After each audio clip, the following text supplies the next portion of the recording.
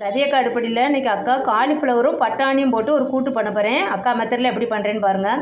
நல்லா காலிஃப்ளவர் என்ன பண்ணேன், நல்லா கொதிக்கிற தண்ணியில் போட்டு இப்படி பொடி பொடியாக நம்ம பிரித்து கட் பண்ணி எடுத்ததுக்கப்புறம் கொதிக்கிற தண்ணியில் போட்டு நல்லா அலசி எடுத்து வச்சுருக்கேன். பட்டாணி வந்து 1 வருஷத்துக்கு இருக்கும்பா.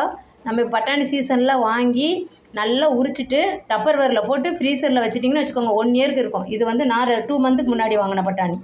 இப்போ நம்ம பச்சை பட்டாணி தான். இது ரெண்டையும் அலசி எடுத்து வச்சுருக்கேன். இங்கே பாருங்கள், இந்த அளவு 1 கிளாஸ் வாட்டர் ஊற்றிக்கலாம். கொஞ்சமாக இப்போதைக்கு கொஞ்சமாக அதில் சால்ட்டு பிடிக்கிறதுக்கு கொஞ்சமாக ஒரு 1/4 ஸ்பூன் போல் சால்ட்டு போட்டு குக்கரை தூக்கி அடுப்பில் வச்சோம். இப்போ குக்கரை அடுப்பில் வச்சாச்சு. ஹை ஸ்பீடு வச்சு ஒரே ஒரு விசில் தான், ரொம்ப வேகவே கூடாது, குழஞ்சிரும், டேஸ்ட்டு போயிடும். அக்கா மெத்தட் இப்படி தான். இது வந்து ஒரு விசில் தான், ஹை ஸ்பீடு வச்சு. அவ்வளோதான் போதும், ஒரு விசில் தான். அடுப்பை ஆஃப் பண்ணிடலாம். ஆஃப் பண்ணிட்டு உடனே விசிலையும் எடுத்து விட்றணும். விசில் எடுத்து விட்டு குக்கர்லேருந்து வேறு பாத்திரத்துக்கு மாற்றிடணும். இல்லைன்னா அந்த பட்டாணியும் குழஞ்சிரும், அந்த காலிஃப்ளவரும் குழஞ்சிரும். அக்கா இப்போ விசில் எடுத்து விட்டு மாற்றிடுறேன். அவ்வளோதான், அக்கா வேறு பாத்திரத்துக்கு மாற்றி வச்சுட்டேன். இப்போ இதுக்கு மசாலா என்னெல்லாம் பண்ணலான்னு பார்க்கலாம். இப்போது இந்த சின்ன வெங்காயம் ஒரு 10-15 வச்சுருக்கேன். ஒரே ஒரு பச்சை மிளகா குறப்பாக சுற்றிட்டு வந்துடலாம். இந்த மாதிரி குறப்பாக சுற்றி வச்சுக்கோங்க. இது ஒரு பவுலில் மாற்றி வச்சிடலாம். ஒரு வடை சட்டி அக்கா அடுப்பில் காய வச்சு ஒரு குழிக்கரண்டி போல் ஆயில் விட்டுருக்கிறேன். ஒரு 1/2 ஸ்பூன் கடுகு, 1/2 ஸ்பூன் உளுத்தம்பருப்பு போட்டுக்கலாம். அது கொஞ்சம் நல்லா செவக்கட்டும். இப்போ உளுத்தம்பருப்பு நல்லா செவந்துருச்சு. இந்த 1-2மா சுற்றி வச்சுருக்க வெங்காயத்தை போட்டுக்கலாம்.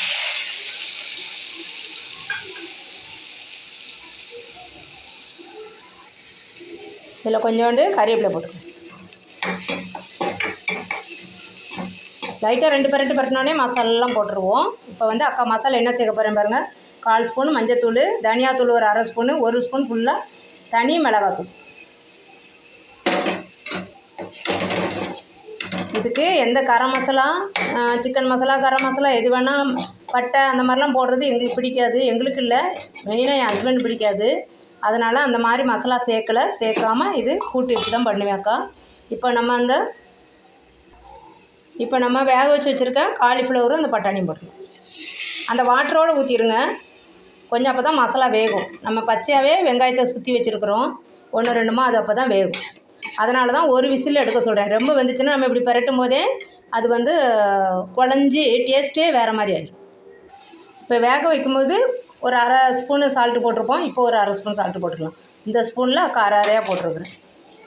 இப்போ நம்ம பரட்டி விடும்போதே மறுபடியும் சால்ட்டெல்லாம் கரெக்டாக இருக்கான்னு பார்த்துக்கலாம். நல்லா மீடியம் ஃப்ளேம்லேயே வச்சு அந்த மசாலா வாசனை போகணும். என்னடா வேகுமோ வேகாதோன்னு நினைக்காதீங்க, நல்லா வெந்திருக்கும். இங்கே பாருங்கள், தெரியுதா? நல்லா வெந்திருக்கும். ஆனால் ரொம்ப குழையக்கூடாது, அந்த டேஸ்ட்டே போயிடும் நம்மளுக்கு, காலிஃப்ளவரில் உள்ள டேஸ்ட்டு.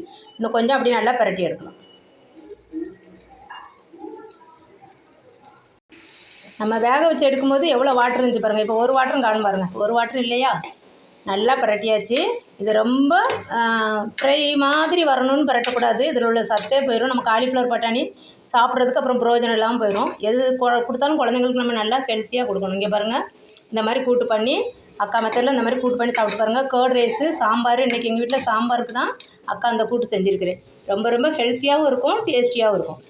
நம்ம அப்படி தான் பார்க்கணும், ரொம்ப ஹெல்த்தி டேஸ்டி. உங்களுக்கு சின்ன வெங்காயம் உரிக்க ரொம்ப டைம் எடுக்குது, அது பண்ணால் லேட் ஆகும் அப்படின்னு நினச்சிங்கன்னா பெரிய வெங்காயமே போட்டுக்கோங்க, ஒரு சுற்றிக்கோங்க. அதையும் ரொம்ப நைஸாக அரைச்சிங்கன்னா அதுவும் டேஸ்ட்டு வேறு மாதிரி போயிடும். பாருங்கள் எவ்வளோ சூப்பராக இருக்குது பாருங்கள். அவ்வளோதான், கூட்டு ரெடி.